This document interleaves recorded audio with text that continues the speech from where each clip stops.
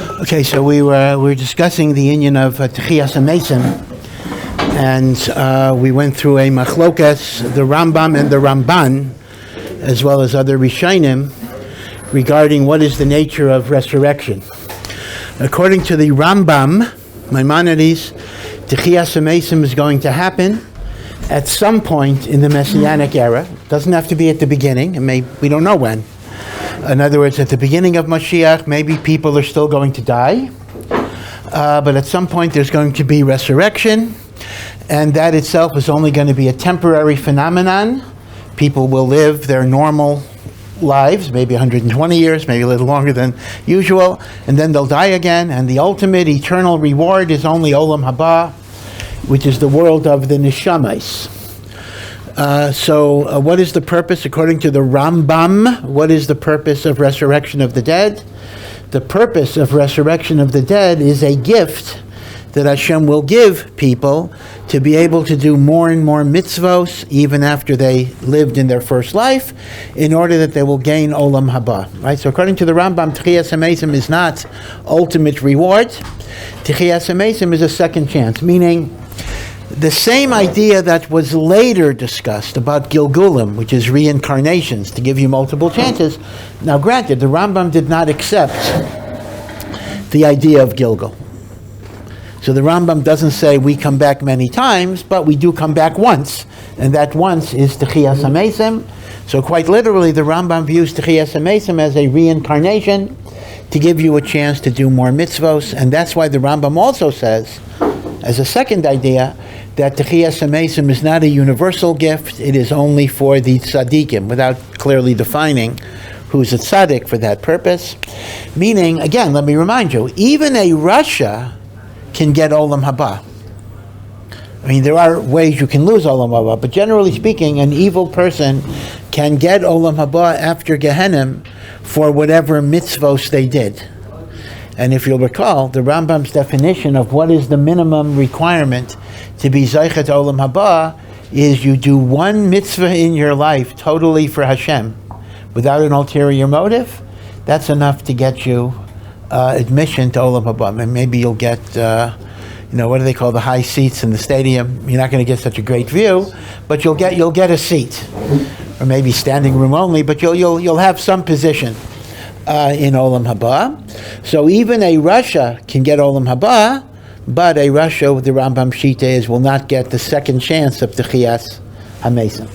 So that's the Rambam's view. So I want you to understand that this is not just a question of it being temporary, but it also redefines the purpose.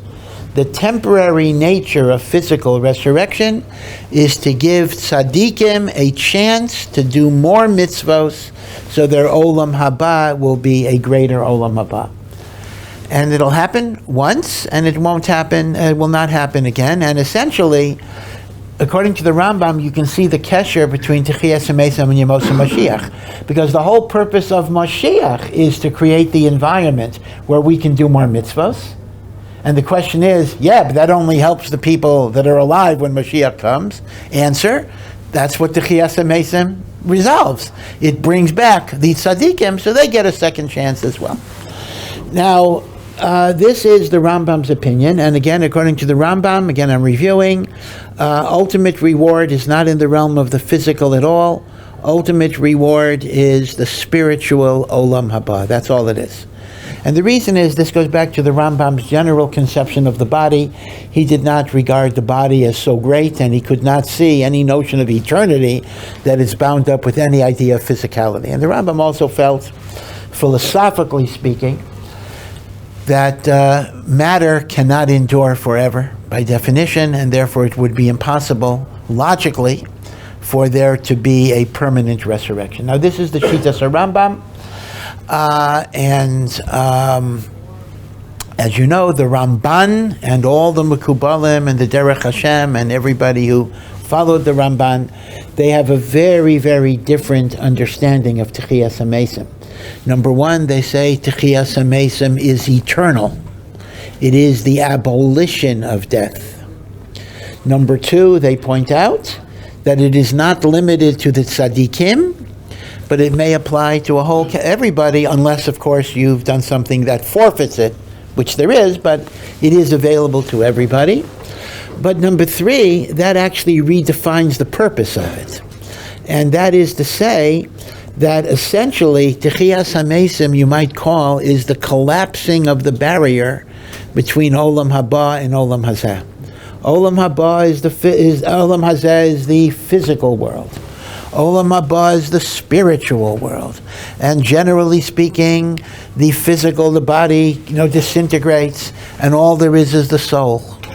But Techiyas HaMesim represents an end stage after the Messianic era, in which even the body gets reunited with the soul for eternity. And what then happens is, that is actually the end of what you call Olam Haba, meaning it is now the combination of body and soul that is the Olam Haba of eternity.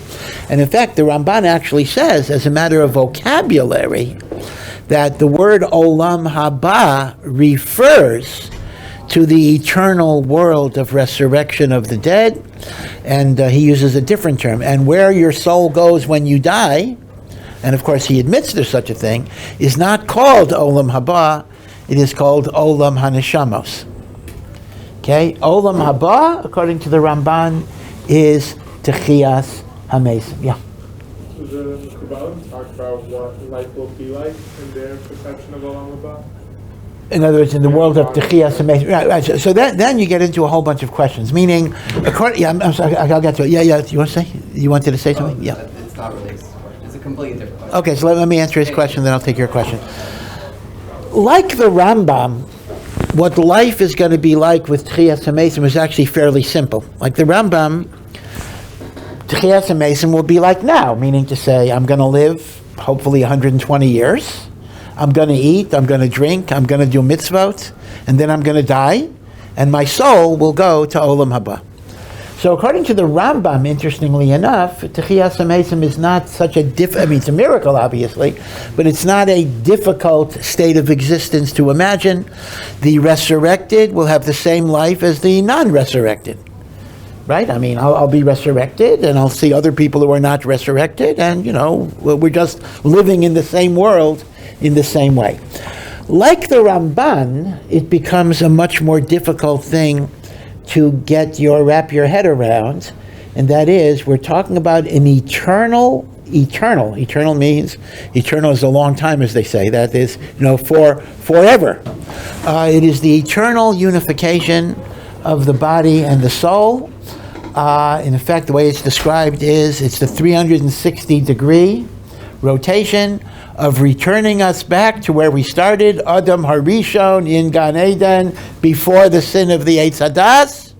So all of existence has been a long attempt to get back to where we started, and Techiyas HaMesim is where we started. So the question then becomes a very difficult question. What does that mean? Does that mean we'll be eating steak for eternity? That'll get boring after a while.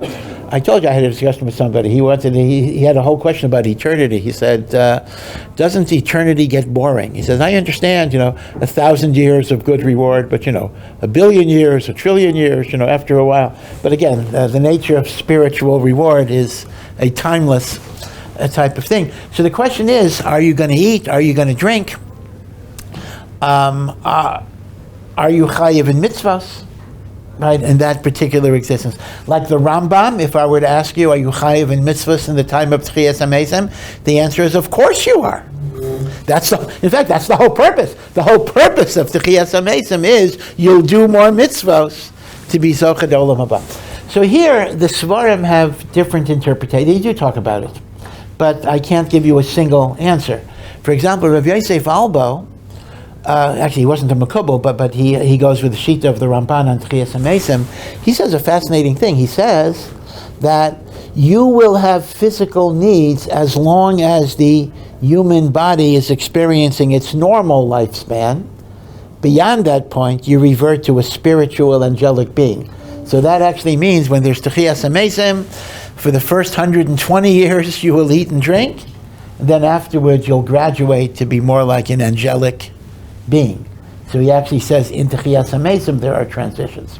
The Ramchal in Derech Hashem seems to imply that the world of Techiyah is a spiritualization of the body. So Bichlal there will not be eating and drinking. So we have different views about that. The Rav Albo says there's a transitional stage, 2 stages. The Ramchal seems to say when Techiyas HaMesim occurs, you're spiritualized, your body is spiritualized, whatever that means exactly. It's still a body. It doesn't mean you're a pure soul. If you're a pure soul, then that's not Techiyas HaMesim. There is the body, but it's somehow the body itself gets spiritualized.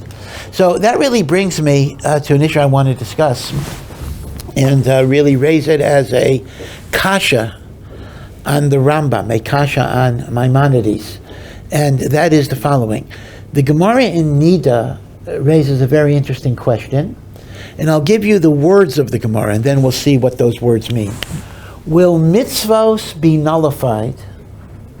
Liasid lavo. Now, liasid lavo, you'll notice, is one of the great ambiguous terms. In fact, liasid lavo was a term that the Rambam didn't give us a definition for. You know, we have a term Yemos HaMashiach, we have a term Olam Haba, we have a term Gan Eden, we have a term Techiyas HaMesim. Those are specific words. But sometimes Chazal use a phrase that's a little ambiguous because of its generality. They talk about liasid lavo in the future days. Now you understand, I hope right off the bat, that whenever you see the phrase liasid lavo, you should be asking yourself a question, is liasid lavo Mashiach? Is liasid lavo Techiyas HaMesim? Is liasid lavo Olam Haba? Liasid lavo is a very general term. And sometimes the way you have to approach it is, it may not have a single meaning, meaning in one passage it may mean one thing, in another passage it may mean another thing.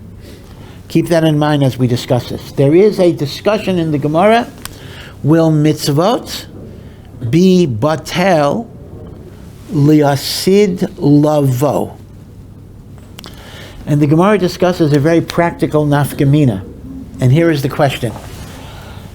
We know that when someone dies, so you bury them in what are called tachrichim. Tachrichim are burial shrouds. Interestingly, just a little as a side, originally a person chose his burial shrouds. If he wanted to be buried in a tuxedo, he could be buried in a tuxedo, like Goyim. He could be buried in whatever fancy garments he wanted. And he could also be buried in as fancy a coffin as he wanted. Gold coffins, silver coffins. It was the great Rabban Gamliel, the Nasi, who was very wealthy as well, and he left a will, a tzava, that says he wanted to be buried in plain white linen, in a plain wooden coffin, even though he could certainly afford much more. Shalo levayesh, not to humiliate people who couldn't afford it. Because when you had distinctions between rich and poor in terms of how fancy the burial was, the poor people were humiliated. So that is the source of the Jewish funeral, which is simple white tachrichim and a simple wooden coffin. It happens to be, outside of Eretz Yisrael, even a so-called simple Jewish funeral is actually a lot more expensive than you might expect. It could be close to $10,000. And it actually is a problem even today. In Eretz Yisrael, one of the benefits here is they bury you for free, although you don't necessarily get to choose the grave. If you want to choose a particular kever, it costs a lot more money. So that's one advantage of Aliyah. Of course, the main advantages are living here, not dying here, but you do get a death advantage here as well. Yeah. Yeah, so up until Rabbi Gamliel, were people not embarrassed, or we just didn't take that into account? Well, they were, but it's like anything else. I mean, there are a lot of things in life in which rich people do more than poor people. I mean, a rich guy makes a fancier kiddush. In other words, we don't automatically make a rule, but he felt that at the time of death, people are very sensitive and people's feelings could be hurt and humiliated, and therefore he felt that this was the right thing. By the way, I'm digressing for a moment, but you'll see why I'm talking about this. I remember around 30, more than that, maybe 40 years ago, There was a Jewish funeral home in New York, not Orthodox, that was trying to push fancy caskets, bronze caskets, stuff like that. And they say, I know you'll hear that this is not the Jewish way, but the truth is we are following the original Jewish tradition. He says those people who insist on simple caskets, they're the reformers because they're changing the way the Jew. The truth is, that actually was true. The reformer was Rabban Gamliel. They say, we're going back to before Rabban Gamliel, the original way that it was done. Okay, so here's the shaila the Gemara discusses. The Gemara discusses, can you put on a mace tachrichim that are shatnez? Wool and linen. Let's say the only cloth you have is wool and linen. Now, a person that's alive, a Jewish person that's alive, is not allowed to wear wool and linen. That's called shatnez. Can I put shatnez on a dead body? Now, technically, once a person is dead, they're not obligated to keep mitzvos. In fact, that's the meaning in Hallel. Lo ha-mesim yahalaluka. The dead cannot praise you, God. Dead people don't have to do mitzvos. So the Gemara says the following. It all depends on whether mitzvos will be kept liyasid lava, which is clearly in the context after resurrection of the dead. If mitzvos are going to be kept upon resurrection of the dead, you would not be allowed to put shatnez on the dead body, because he will rise in the garment that he was buried with. That's the assumption of the Gemara. And even though there's no sin being committed as long as he's dead, as soon as he's alive, he's wearing shatnez. So we can't do it, because I'll be causing him to, inadvertently sin the moment of resurrection. But if resurrection, the mitzvos will not apply, so he's allowed to wear shatnez. So what's going to be the problem? So apparently you see clear from the Gemara that there is a machlokes if there will be mitzvos at the time of the resurrection or not at the time of the resurrection. So lasid lavo does not mean Mashiach. When Mashiach comes, we clearly will be keeping mitzvos. And the Rambam indeed says that. But the question is, when Techiyas HaMesim comes, will we keep the mitzvos or will we not keep the mitzvahs? The Gemara considers this a shaila. The Gemara considers this a machlokes. By the way, Tosfos asks another question, a very fascinating question. And that is, the Gemara in Brachos says, you're not supposed to wear tefillin or have your tzitzis out within 4 amos of a mace. Right? If I'm going to a cemetery, my tzitzis are out, I have to put them in, and I'm not allowed to wear tefillin within 4 amos of a mace. Why is that so? So the Gemara in Brachos quotes a pasuk in Mishlei, Proverbs, called Loyeg L'Rush. Do not make fun of a poor man. Do not mock a poor man. And a poor man here refers to a man who can no longer do the mitzvos. And the neshama sees you wearing tefillin and sees you wearing tzitzis. And the neshama has a tremendous pain that it can no longer do those mitzvos. You're mocking that person. And therefore, the halacha is beferish. This is the Gemara says this, and this is in the Shulchan Aruch, that you don't show your tzitzis and you don't wear your tefillin within 4 amos. There's a shaila, what about saying Tehillim? People go to a kever, they say Tehillim, they learn Mishnayos. Some say since you're doing it for the kavod of the mace, it is mutter. Others say you have to be 4 amos from the kever. It's not clear to me why 4 amos automatically helps, but apparently the neshama is less aware of things that are not in the immediate proximity. This is called Loeg L'Rush. It's a well-known halacha. So Frek Taisves, the following kasha, even if mitzvos don't apply for Techiyas HaMesim, if I put shatnez on a dead body, am I not mocking the dead body by saying, hey, you can have treif, you can wear shatnez because you're dead?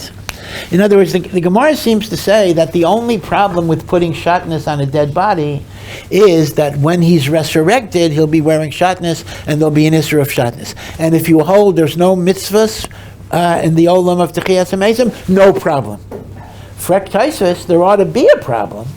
And the problem ought to be lo yeg la rush. It's a good kasha. Did you want to say? Yeah, do we know how deep a person is buried? Is that 4 amos, or is it from the actual stone itself? No, it seems to be, because you have to understand that the neshama is not in the grave. The neshama is hovering above the grave. So as a result, it makes no difference how deep the person is buried. Yeah. Two questions. The first is how would the Rav translate the actual words lasid level, and also just forgot the second question. Well, the translation is the future that is coming, liasid lavo.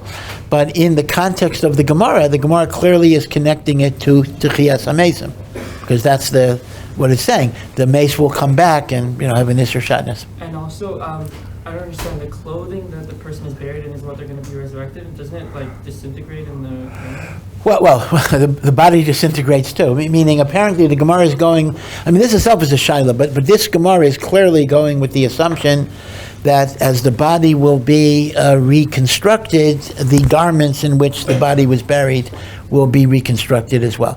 But you're correct. It's not so pashut. But the sugya is presupposing you are resurrected in the body, in the garments, in tachrichim.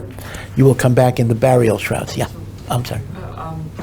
If some people have been buried without clothing, so I imagine that there's some sort of default clothing that they would be resurrected in. So why not just do the same one with the people who have shatnez on? I don't know. It's like in some, I don't think, I'm not aware of any kosher restaurants that do this, but in some of the fancy restaurants, you show up without a jacket or whatever it is. They give you a jacket, they give you a tie, whatever it is. So you're saying there'll be spare garments for those. Okay, I hear you. I don't know. I don't know why it can't work that way. But the Gemara is assuming there may be a difference between naked and clothing.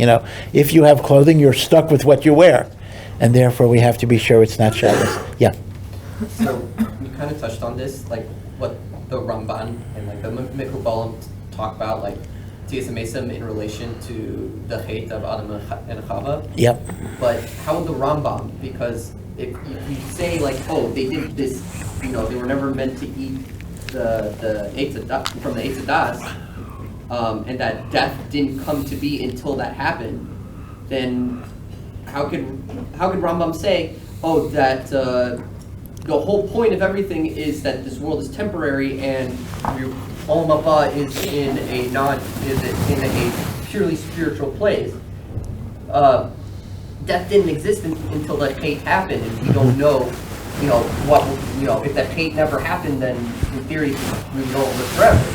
Yeah, that is actually a very good question, because the Rambam's assumption that it is impossible for physical matter to endure forever is l'chayra simply not true, because had there not been the hate of the Eitz Hadas, I'm just restating your question, Adam and Chava would have lived forever. That's the normal assumption. So the Ramban's point seems to be a very compelling point, that when the world reaches a certain state of rectification, we're simply going back to where we were. The Rambam is assuming, apparently, that, which is a difficult assumption, that the changes that were affected by the Chait become a permanent structural part of the universe. And they are in fact unchangeable. And the most we can hope for is we escape, we transcend that world, but we don't convert that world, which is an interesting question. That almost seems to be a bit of an imperfection in the ultimate redemptive process, but that is a good point. So let me just give you, again, I'm digressing a little bit, but again, I just want to give you a little limit about Tosafos' kasha of Layeg Larush. By similarly, so the Meshech Chochma gives actually a very, very fascinating teretz to Tosafos' kasha. The Meshech Chochma says, Layeg Larush can only apply to positive commandments. It does not apply to negative commandments. Meaning, Laig Larash is when I wear tefillin, when I wear tzitzis in front of a dead body, when I learn Torah, when I say Kriya Shema. Because all of these are opportunities that a dead person can no longer do, and therefore I'm making fun of him when I do it in his immediate proximity. But a negative commandment, like shatnez is a negative, thou shalt not wear wool and linen, and there's no problem of Laig, and he says the following reason. He says, positive commandments add holiness to your life. So I'm going to make up a number. The numbers are meaningless. Let's assume that you wake up in the morning, and in terms of your Kedusha, you're at 0.0. So I say Kriya Shema, now I'm 0.1. I daven Shmoneh Esrei 0.2, Torah 0.5. I'm adding Kedusha, Kedusha, Kedusha, Kedusha. So the mace is B'tsar because he doesn't have the opportunity. Whatever he was when he died is what he is. He has no ability to add Kedusha. So that's Laig Larash. The Meshech Chochmah wants to say, although this is not so pashut, that negative commandments don't add holiness to you. They simply prevent deficits. So here's the thing. Let's assume I started the day at 0.0. And I successfully went 24 hours without raping or murdering. I fulfilled the negative commandments. Thou shalt not kill. Thou shalt not commit adultery. Has my Kedusha level been increased? So he says no. If I would have murdered, my Kedusha would be depleted. In other words, keeping negative commandments preserves your status quo. Violating negative commandments puts you in a deficit. Now, if violating your negative commandments puts you in a deficit, it's only a deficit if I'm chayiv to keep those commandments. Once I'm dead and my Kedusha level is defined, putting shatnez on a dead body is not going to take away from his Kedusha because there's no Aveira that's being done. So Laig Larash is only shayach when there are mitzvot aseh that add holiness, and not when there's lo sasas that take away holiness, because a lo sasa on somebody who's not commanded doesn't do anything bad to them. It's like, an example would be, if a Yisrael goes to a funeral, so he's doing something a Kohen is not allowed to do. But it's not going to affect him. Right? It's not going to, in other words, it's not going to take away from his holiness because he didn't do anything wrong. So therefore the Meshech Chochmah says, there is no Aveira, there is no Laig Larash on Mitzvos lo saseh. But, yeah. So it sounds like the Meshech Chochmah is saying different to what Rav Dessler would say, because Rav Dessler says that if somebody has like a point of bechira, I forgot. Like if somebody has a point where they choose not to murder or they choose to murder, like they're on that madrega, and then they choose not to murder, so then they actually gain a level of holiness. And then the next level is like, do I choose to steal or not to steal, or whatever it would be. So it sounds like, according to him, that you are increasing if you, in fact, choose not to do an Avera. Yeah, I mean, and B'Pashtus, that is exactly the case. I mean, the Gemara itself says, if a person has a Yetzer Hara and does not do an Avera, Maila alav hakasav ki'ilu asa mitzvah. It is as if he did a mitzvah, meaning it may be, as Rav Dessler says, certain Averas that I don't struggle with may be true, meaning, most of us are not murderers. So if I went through the day and I didn't murder somebody, that's not going to make me a holier person because that's not a struggle that I'm actively involved in, at least most of the time.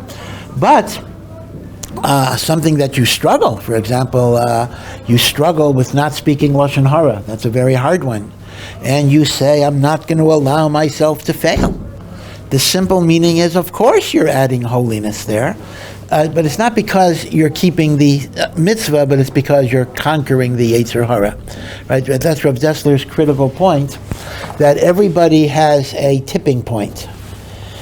Meaning there are certain things that are already beyond our struggles, because it's so obvious to me. For example, a person has already been keeping kosher for many years. You walk by a treif restaurant, you're not actively struggling, gee, I want to go in. It's kind of already, that's, you know that. That's beyond you. And there may be some mitzvos that are so hard for me that I'm not yet ready to keep them. Reb Dessler says a person's ikar struggle in life is where he could go either way. And you're 100% right. So that's a good ha'ara on the Meshech Chochmah. The Meshech Chochmah's assumption that when I keep negative commandments, I am maintaining my status quo, but I'm not growing in Kedusha. If I violate a negative, I'm depleting Kedusha. L'chaira, that certainly wouldn't be true for the things that you're struggling. That is a good point. But I want to mention a kasha on the Meshech Chochmah that's still not miyushav. And that is the problem of tzitzis. When a Jewish man dies, he wears tachrichim, the white burial shrouds. But in addition, we bury him with a talis. He wears talis, right? A man at least is buried with a talis. So the minhag is, we make the talis puzzle. We cut off one corner. Cut off what sits on one corner, and we cut a corner, so it's no longer right angle. It's like a rounded corner or whatever it is. As if to say that he no longer has the mitzvah of tzitzis. Now, l'chayra, that's a loeg l'rash. I mean, what's the difference between the halacha that says, I'm not allowed to show my tzitzis to a mace, because that's loeg l'rash, and that is the halacha, versus, I bury him in a puzzle talis because he can't do it anymore. So that is a good kasha. Why isn't the minhag of pasling the talis a loeg l'rash? The Meshech Chochmah's answer isn't a good answer for that. So because of this, there were gedolim who actually requested that they be buried in a kosher talis to avoid loeg l'rash. And there's a very famous story with the Vilna Gaon. The Vilna Gaon himself left an instruction that he wanted to be buried in a kosher talis because he felt it was loeg l'rash to have the talis puzzle. And there's a whole story associated with this. The Vilna Gaon had been ill from Rosh Hashanah of his last year of his life, and he actually died Chol HaMoed Sukkos. He died, so his period of illness was actually relatively brief. He had very robust health. In fact, it was very interesting to remark, because the Vilna Gaon, he certainly did not follow the recommendations of diet, exercise, and sleep. He ate virtually nothing, and he slept virtually nothing, and as far as I know, he did not jog around the Beis Medrash. And yet it is recorded that he was very robust. Like strong physically and robust, and was never sick. Unlike other gedolim were sick, he was not sick. He was a very healthy person, but the last few weeks of his life, he was ill. And in fact, he also didn't want them to have a doctor. He felt Hashem will cure him, but they finally called the doctor to see the Vilna Gaon, and the family asked, and the Vilna Gaon was like learning Mishnayos under his breath. When he was not well. So they asked the doctor, who helped him? Where is he holding? Like, where is he, how is he doing in Yiddish? So the doctor, who was a Yodea Sefer, said, he's holding in Kalim and Oalos. He said, that's where he's holding. But the story goes that the Vilna Gaon had a Talmud that was taking care of him in the last week. And the Talmud, his name was Rav Sadja, not Rav Sadja Gaon. This is another Gaon, Rav Sadja, much later.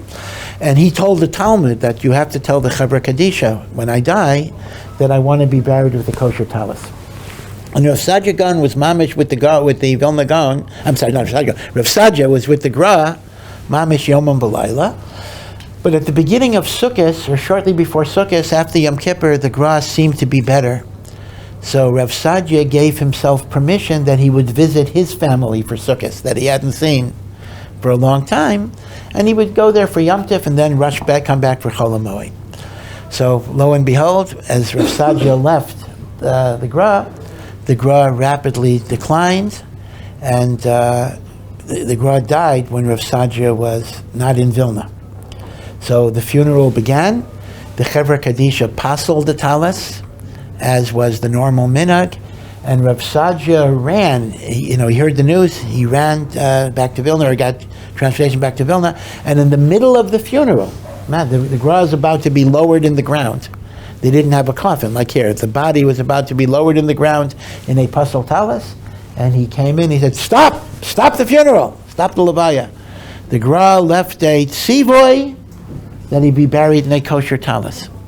So it's recorded that the middle of the Vilna Gaon's levaya, they stopped the levaya, and the Beis Din of Vilna convened to whether they should honor his request or not honor his request. So the body is literally not buried.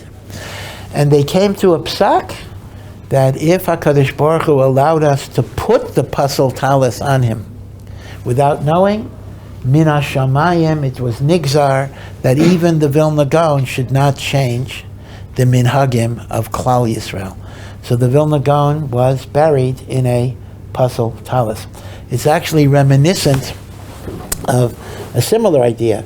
As all of you know, of course, in Eretz Yisrael, or at least Yerushalayim, the minhag is that we recite Birkas Kohanim every day. We duchen every day. We duchen every day. And Sfardim duchen every day, everywhere. Go to New York, right? Sfardim will duchen, right? So why do Ashkenazim not duchen every day? So this is based on a Ramah. The Ramah records the minhag of Ashkenazim is we only duchen on Yom Tov, because Birkas Kohanim requires that the Kohen be besimcha, because only besimcha you can give a bracha, and in Chutz La'aretz we are not besimcha. Even on Shabbos we're not besimcha. We're only besimcha on Yom Tov. So the Kohen only duchens on Yom Tov. This is a very, very weak reason. Actually, it is a weak reason simply because mehechi teisi that you use subjective emotions to affect a mitzvah d'oraisa. Birkas Kohanim is a mitzvah d'oraisa for Kohanim to bless the people. Some Kohanim are grouches even on Yom Tov, and other Kohanim are happy even during the week. What do you think? You say, I'm a grouchy Kohen, so I'm not going to duchen on Yom Tov. So because of this, and again, the Ramah's reason is a weak reason, but the Ramah is reflecting a minhag. The Ramah didn't invent a minhag. The Ramah was confronted. The Ramah was confronted with an existing practice that Kohanim don't duchen. So he had to figure out a reason. I mean, be sure you understand this. The Ramah didn't create the minhag. He is trying to justify it. But the Vilna Gaon felt it was not a justifiable minhag.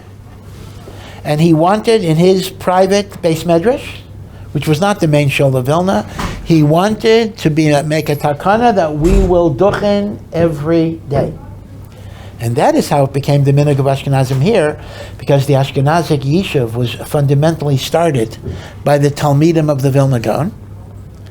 And they brought, so it wasn't an Eretz Yisrael thing, they brought the psak of their Rebbe to Eretz Yisrael to get along with the Sfardim. That's why up north, in Tveria and Tzfat, which was settled not by the Talmidim of the Gra, but by the Talmidim of the Baal Shem Tov, they didn't have such a Messiah, they don't duchen every day. Then we have an interesting shaila. When we, Ohr Somayach people, go up to Tzfat, should we duchen every Shabbos or not, right? That's a question. It's our minhag from Yerushalayim to duchen, but in Tzfat, the minhag was not to duchen every day, right? Interesting question of what you do. But now the point I'm bringing up is, though, that every time the Vilna Gaon wanted to be miyaseh duchening in Chutz La'aretz, there was always a fire or an earthquake or something in the show that made it impossible. And therefore it was a siman min hashamayim that in Chutz La'aretz, at least Ashkenazim, Sfardim for some reason have a bigger zechus, but at least Ashkenazim shouldn't be mishana. That even the Gra should follow the psak of the Ramah. So it's similar to the idea that the Gra wanted to be buried in a kosher talis, and min hashamayim they didn't allow it. Now, there's another story that people sometimes confuse, so I want to set the record straight. There was another great tzaddik, virtually the same time as the Vilna Gaon. Their lives overlapped. Rav Alexander Ziskind from Horadna. He wrote a tremendously beautiful, moving, powerful Musar Sefer called Yesod V'Shoresh HaAvodah. Great, phenomenal tzaddik. And he too left a tzava'ah to be buried with a kosher talis. And they actually put the kosher talis on him. And as his body was being lowered, a corner of the tzitzis caught on a nail and it got ripped. So that was also a siman min hashamayim. The reason I'm telling you these two stories is a lot of people tell the Vilna Gaon story as it was a ripped talus. Not true. The Vilna Gaon was actually buried l'chatchila in a pasel talus because the Chevra Kadisha didn't get the news till the middle of the funeral. The ripped talus is, that's the Yesod V'Sharash HaAvayda. One other little thing about the Yesod V'Sharash HaAvayda, in the Vilna Gaon's time, there was a Polish convert from a very, very wealthy aristocratic family who became Jewish. He is called the Ger Tzedek, the Holy Ger of Vilna. He was burnt at the stake the second day of Shavuos. He was a Talmud of the Vilna Gaon, and his ashes are right next to the grave of the Vilna Gaon. Until the Holocaust, every Yizkor in Vilna, they would say a special Misha Berach, not for the Vilna Gaon, they would say a special Misha Berach for the Ger Tzedek of Vilna. So he's called Avraham ben Avraham, the Ger Tzedek mi Vilna. The story about the Ger Tzedek was that the Polish government was afraid. They didn't want a crowd of Jews there. They thought there would be a riot or whatever it is. So they did not allow any Jew to be in proximity to the burning of the Ger Tzedek mi Vilna. But Rav Alexander Ziskin says he snuck in and he managed to get right up to the fire. And he heard the Ger Tzedek make a bracha. Do you know that if you die al Kiddush Hashem, there actually is a bracha that you recite before you go to the gas chamber, whatever it is. Asher Kiddushanu b'mitzvosav v'tzivanu l'kadei shmo barabim. It's a bracha of Kiddush Hashem. Rabbi Chanan Wasserman taught in the Covenant Ghetto. He taught the bracha of Kiddush Hashem that the Shalom brings.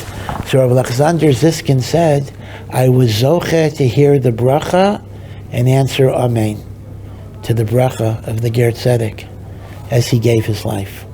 So that's another little story about Rabbi Alexander Ziskin of Hiradna. By the way, the night before the Ger Tzedek was going to be, or maybe a few days before, because Shavuos, before he was going to be executed, the Vilna Gaon visited him. Vilna Gaon Mamish paid him a visit. And the Vilna Gaon said, you know that through Kabbalistic prayers, I could do a miracle and you could be freed. So he asked the Vilna Gaon a shaila, am I halachically obligated to save my life through miraculous means? So the Vilna Gaon told him an interesting psak. The Torah does not obligate you to use miracles. The Torah says we have to try to save our lives b'derech hateva, but we don't have to use the supernatural. So the Ger Tzedek says, if I'm not mechuyev to save my life, I would rather die al Kiddush Hashem. So as a result, he declined the Vilna Gaon's assistance, and he died on the second day of Shavuos. For over 150 years, over the grave of his ashes, there was a beautiful, beautiful tree that just sprung up. Beautiful, beautiful tree. And during the Holocaust, the tree died as the Jews were being slaughtered in Europe, almost out of Avelis. The tree died, and there's a Messiah among the Talmidim of the Gra that came to Yerushalayim. You know, in Hilchos Netilas Yadayim, there are many, many laws connected to Ruach Ra, impure spirit. You're not allowed to touch food if your hands are not washed because of the Ruach Ra, the spirit of impurity. Different halachas called Ruach Ra. So the Messiah is that although we got to follow those laws because they're in the Shulchan Aruch, but the Kiddush Hashem of the Ger Tzedek was so great that he broke the Ruach Ra in the world. And there's no longer a Ruach Ra in the world.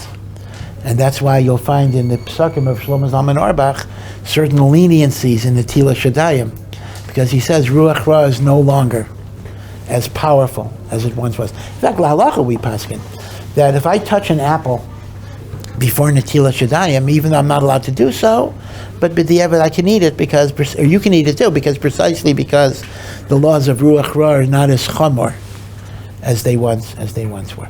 Okay, actually, I didn't get to my point. There was a reason why I brought this up connected to Tchias HaMesim, so I'll talk about it tomorrow. So we're actually kind of in the middle of a point, so I apologize for the digressions. Okay, we'll continue tomorrow. Take care.